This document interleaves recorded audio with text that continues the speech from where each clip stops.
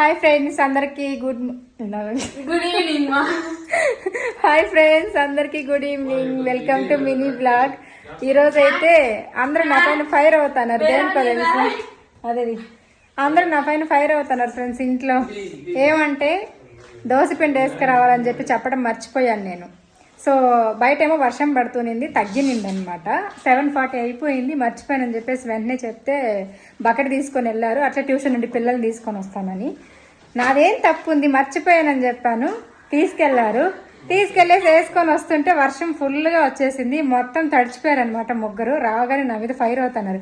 ముందుగానే చెప్పి ఉండొచ్చు కదా, వర్షానికి ముందు వేసుకొని పిలుచుకొచ్చింటాను పిల్లలని.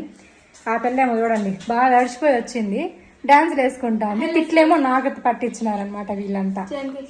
చూడండి తల తుడియమ్మా, తల అని తడిచిందా? తడిచింది చూడు.